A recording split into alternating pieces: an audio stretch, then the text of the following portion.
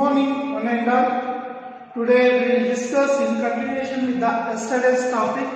Yesterday we have discussed up to the tongue. So our oral cavity or buccal cavity. Now we will next part. Now mouth leads to oral cavity or buccal cavity.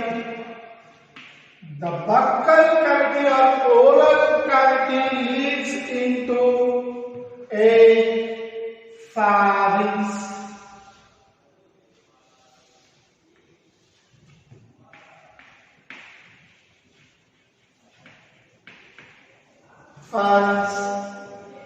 Pharynx is a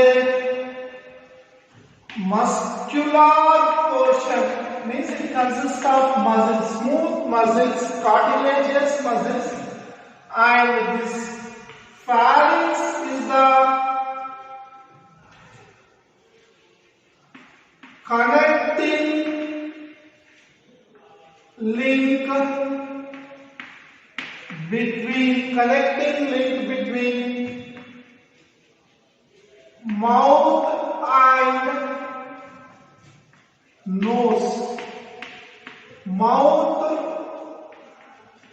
oral cavity, mouth's oral cavity, nose nasal cavity. Mouth oral cavity, nostrils or nasal cavity will connect at the pharynx and form nasopharyngeal cavity.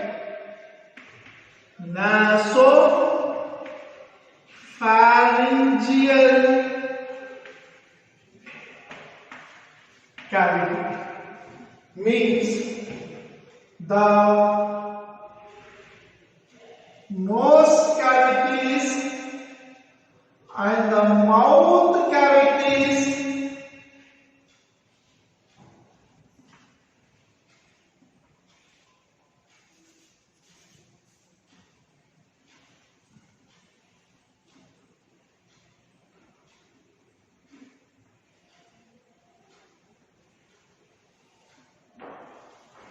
will connect them together, and this part is called nasopharyngeal cavity. That part is called nasopharyngeal cavity or pharynx. So here at this portion a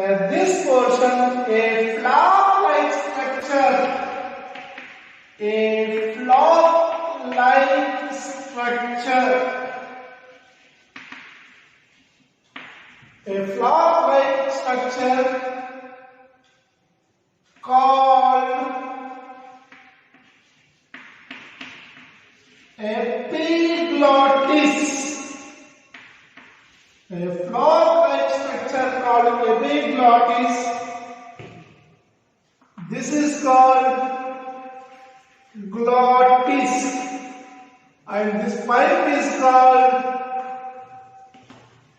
windpipe or trachea. Trachea or windpipe.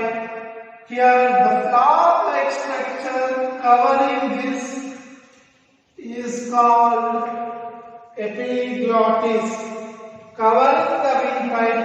And this epiglottis main function is preventing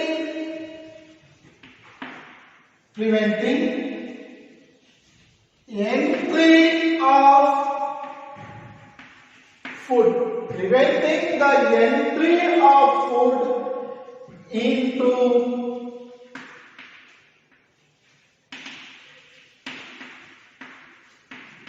windpipe. Means here when you are doing like this, the epiglottis will be covering the trachea in the neck region and preventing the food. The opening is called, this opening of windpipe is called glottis. This prevents the entry of food into the oral windpipe and only it allows the food into esophagus. So this is called esophagus. Esophagus also called as food pipe. Esophagus is called generally food pipe. It allows the food only into the esophagus and does not allow the food into the windpipe. The opening of the windpipe is called glottis. The glottis is covered by epiglottis. Epiglottis is a flap-like structure called epiglottis, which prevents the entry of food into the windpipe and only allows the food into the esophagus of the food pipe.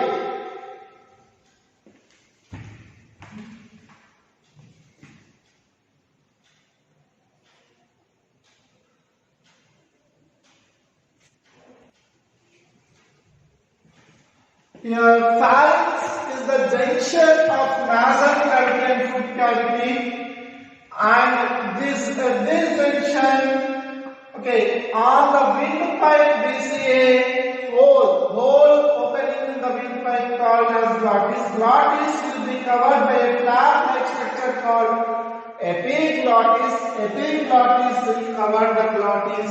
Glottis is covered by epiglottis, and epiglottis prevents entry of food into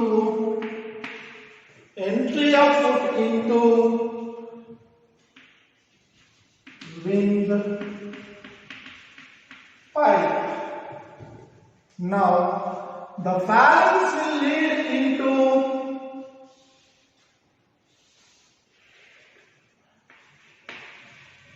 esophagus. Esophagus is generally called food pipe. That is called food pipe. And this will be connecting the oral cavity with the stomach, and this is the long straight tube where no digestion process is initiated, means the starting of no digestion process takes place, but it continues whichever happened in the oral cavity, and it is generally flexible, means as it is made up of soft muscle fibers, it is very flexible, like the movement of the ear pin, like this. It is very flexible, but if you want to bend this, you cannot bend. So that is the most important thing. And this esophagus will lead into the next cavity called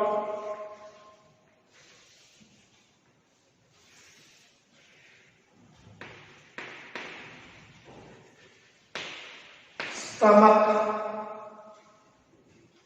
This stomach is divided into 3 or 4 parts. So new book says 4 parts, old book says 3 parts. First one, the esophagus is first directly connected with the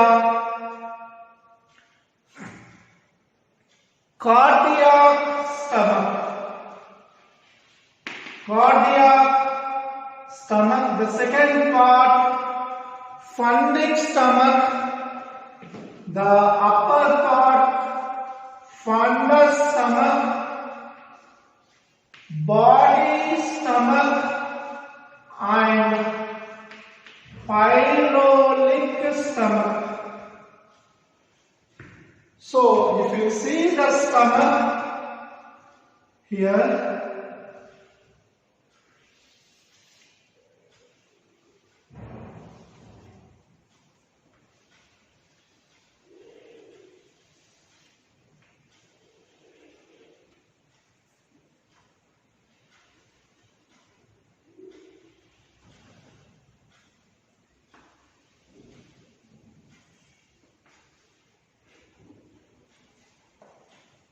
so this is the stomach.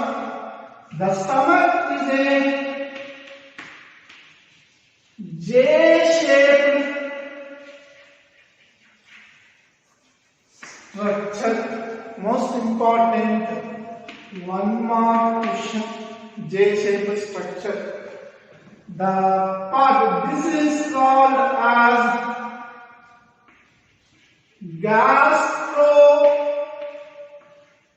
esophageal sphincter. The part is called, and this part of the stomach called cardiac stomach. This part called cardiac stomach. This part fundic stomach. Fundic stomach, body part, body of the stomach, pyloric stomach, pyloric stomach. Is the J-shaped structure, is located on the left side of abdominal cavity. Is located on the left side of the abdominal cavity with J-shaped structure. Is located on the left side of the abdominal cavity with the J-shape. J-shape, left side of the abdominal cavity. And the stomach consists of 4 parts. Already we have discussed. The first part, cardiac stomach. The upper part, a large part called fundus stomach, and the body stomach, and the pyloric stomach. So it is having 4 parts. And it is separated. The stomach is separated with lungs by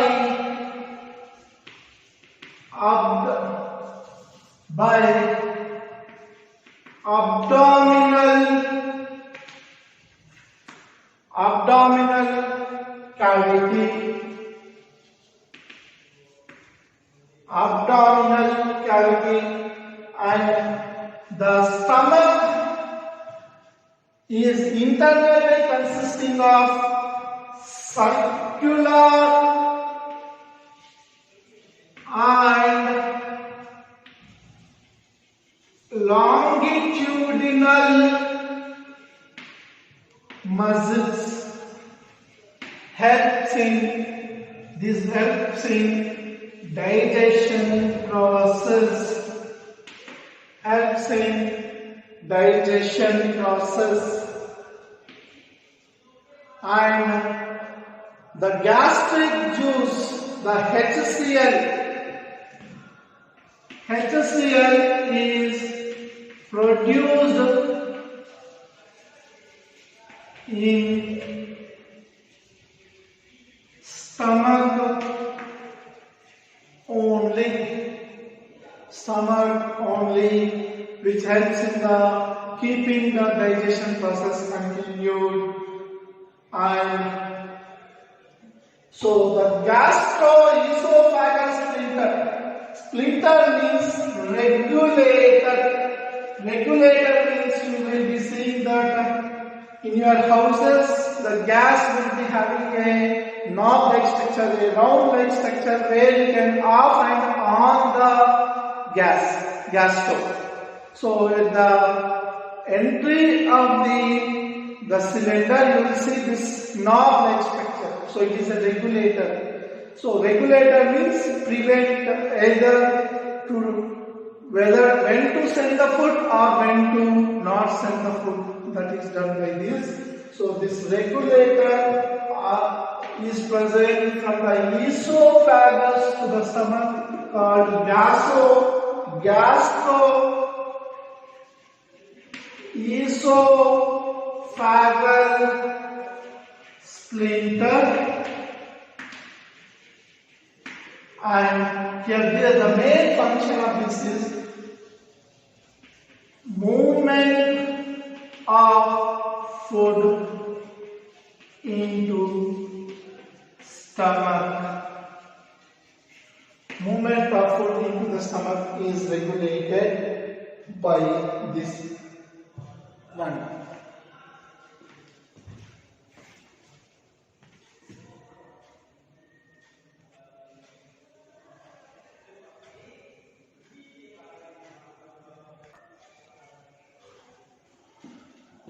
So, mouth to oral cavity to pharynx, pharynx to esophagus, esophagus to stomach. In the stomach, first part cardiac, here between this a sphincter called gastroesophageal sphincter is present, and cardiac to funding to body to pyloric. At the pyloric also a regulator called pyloric sphincter is present. Pyloric sphincter. It regulates the movement of food from the pyloric stomach into the next part called duodenum. So, in pyloric sphincter restricts the entry of food into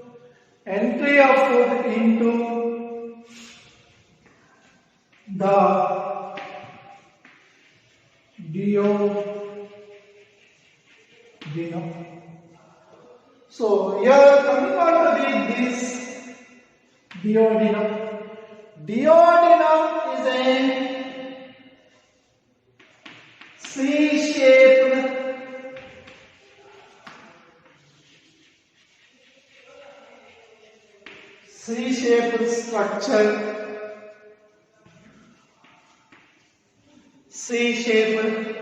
structure.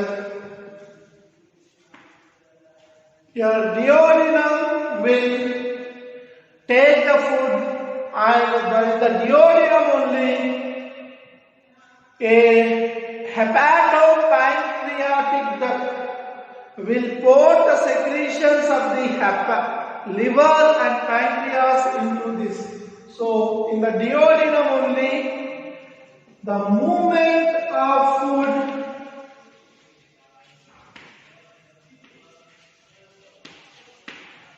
which is restricted by the pyloric sphincter in one ball by Here only hepatopancreatic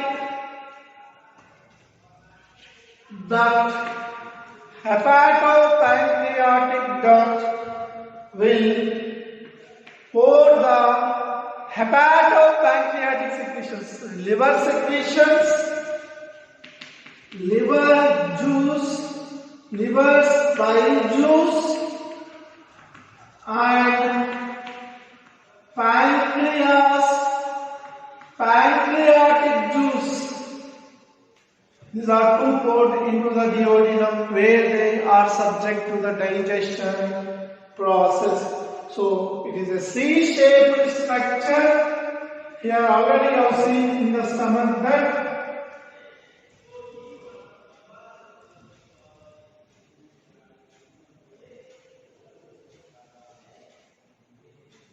so this part is called duodenum. It is a C-shaped structure.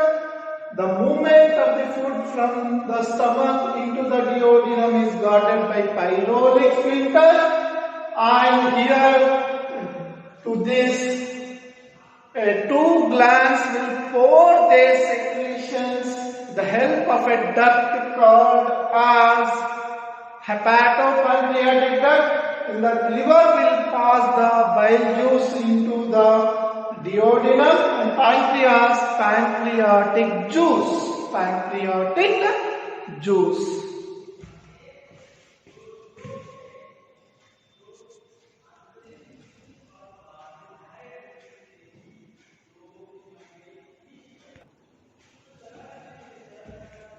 This duodenum will open into the part called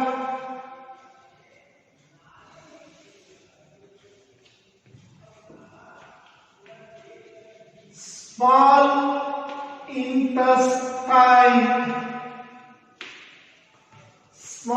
intestine. So the duodenum directly opened into the first part of the small intestine called jejunum. Jejunum opens into the highly coiled ileum,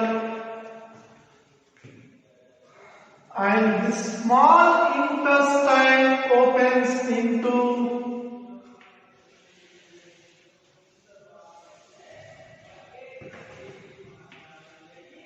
large intestine. The large intestine, the part where the ileum is opening into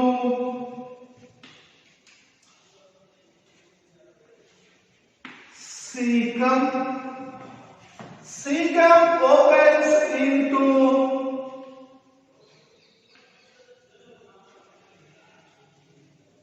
colon. Colon opens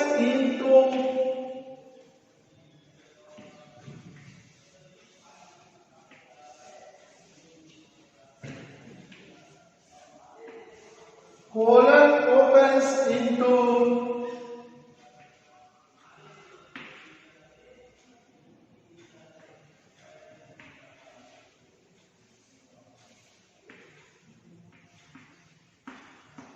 rectum. Rectum opens into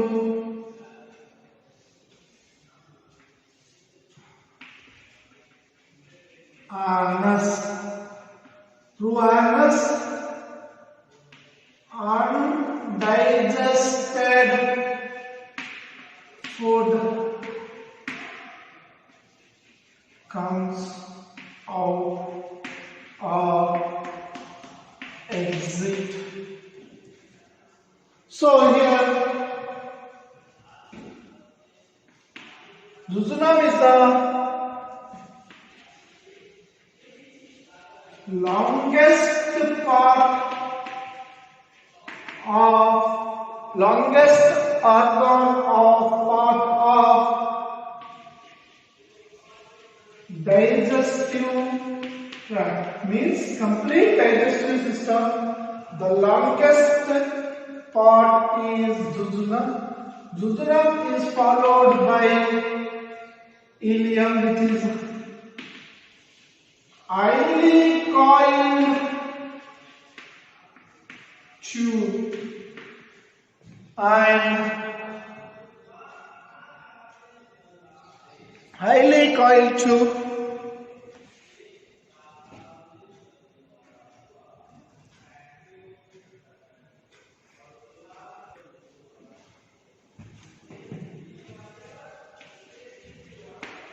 this is the middle long coiled tube-like structure, and this is highly coiled. So at the junction of this small intestine, at the cecum region, ileum and cecum are connected and forms a sphincter called as ileocecal sphincter,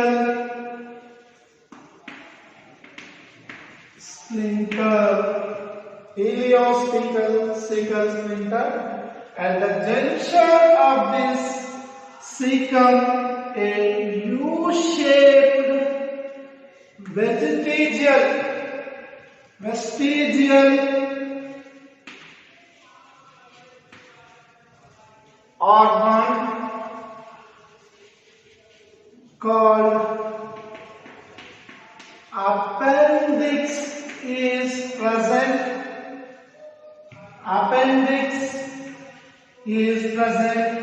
Vestigial means non-functional. Vestigial organ is present. This non-functional vestigial organ is present, and this appendix is functional in herbivores.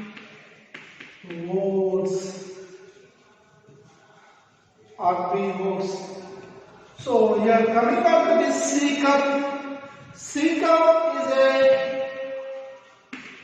blind sac. Cecum is a blind sac host symbiotic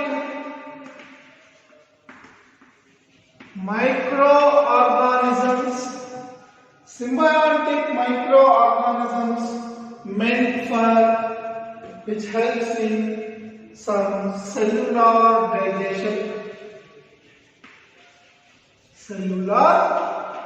digestion. So we are coming on to the colon. We will discuss the colon here. Colon is again divided into three parts.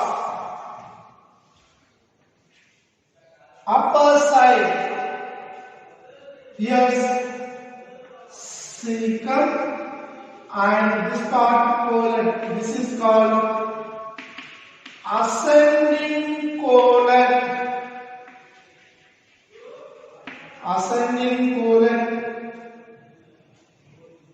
This transverse colon.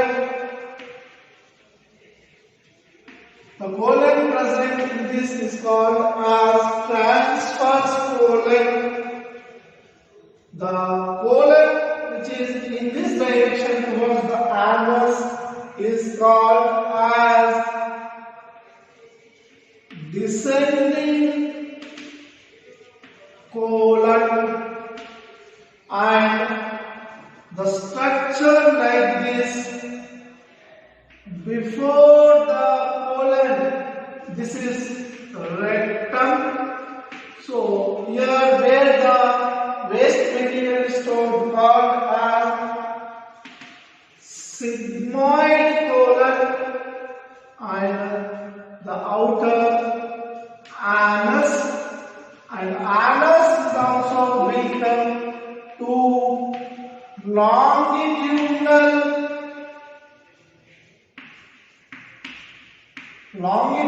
splinters and two circular splinters are present. So one time the question was, write the splinters of digestive system. 5 marks. Or explain the parts of the digestive tract. 5 marks. Explain pharynx. 2 marks. Explain esophagus. 1 or 2 marks. Or you write something about stomach. 5 marks. Duodenum. 2 or 3 marks. Small intestine parts and their digestive process. 5 marks. Large intestine explanation and how they are eliminated. 5 marks. Or 3 marks or 2 marks. So this is how the questions can be asked. These are some of the important points. The rest of the points tomorrow we'll see the digestive glands.